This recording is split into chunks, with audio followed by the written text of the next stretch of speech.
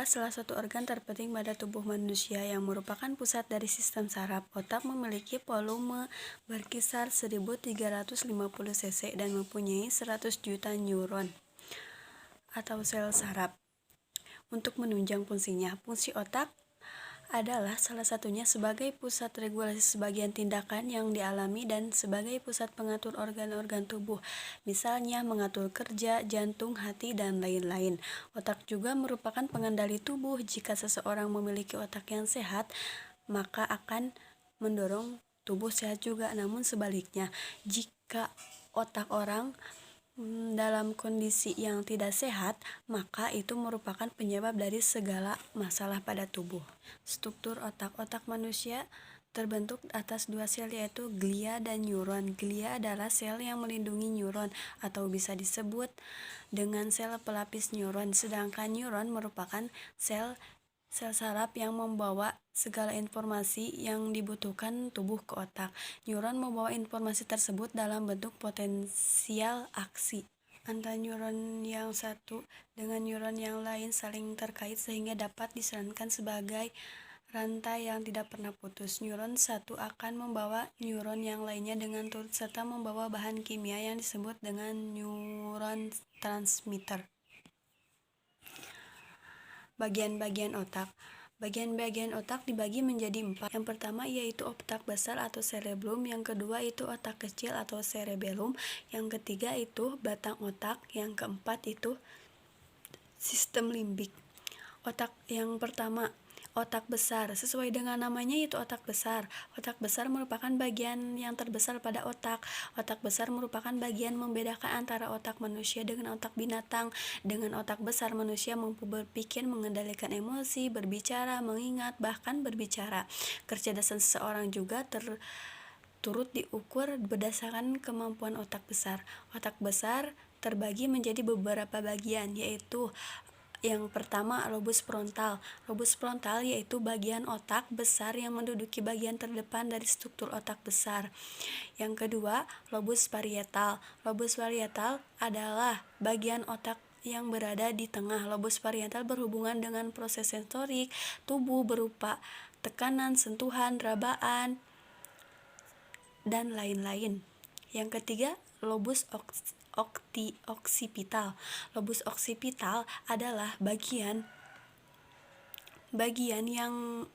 otak besar yang terletak paling belakang. Bagian otak besar ini memiliki hubungan dengan penglihatan atau visual manusia, sehingga tubuh manusia mampu membedakan segala hal yang dilihat oleh mata. Terakhir adalah lobus temporal. Lobus temporal adalah bagian otak besar yang berada di bagian samping kiri dan kanan otak.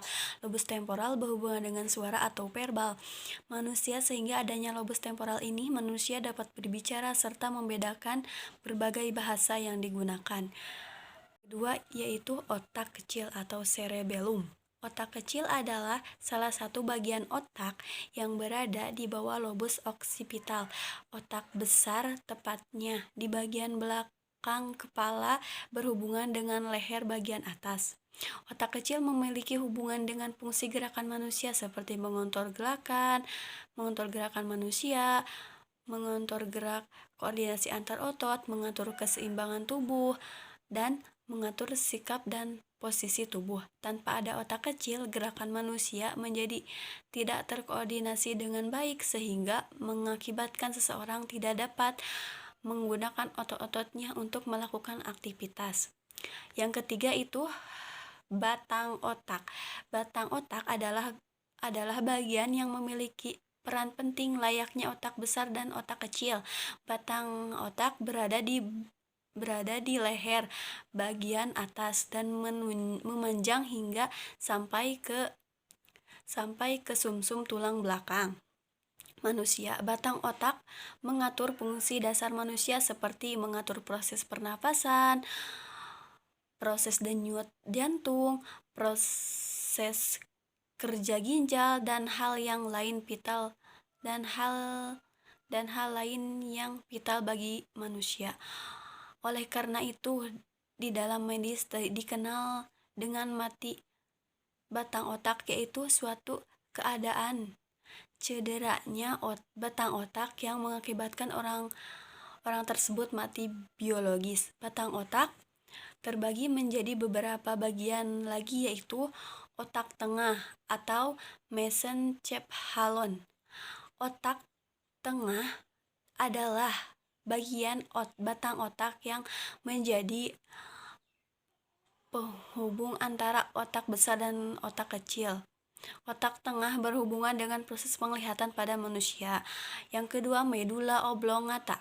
Medula oblongata adalah titik awal dimulainya saraf yang akan menuju ke tulang belakang sehingga dilanjutkan ke seluruh tubuh. Medula oblongata berhubungan dengan pengontrolan fungsi otomatis organ-organ pada manusia. Yang ketiga yaitu pons. Pons adalah bagian batang otak yang terletak di bawah medula oblongata dan mengatur serta meneruskan segala informasi ke bagian otak yang lain. Keempat yaitu sistem limbik. Sistem limbik adalah bagian otak yang terletak di tengah-tengah otak. Komponen sistem limbik yaitu hipotalamus, amigdala, korteks limbik, dan hipokampus. Sistem limbik merupakan bagian otak yang berhubungan dengan alam sadar manusia. Pusat emosi, pusat data, pusat haus, pusat lapar, pusat dorongan, seks, dan masih banyak lagi. Bahan Leduc mengistilahkan sistem limbik sebagai tempat duduk segala nafsu manusia, tempat penghargaan kejujuran, dan bermuaranya cinta dan benci.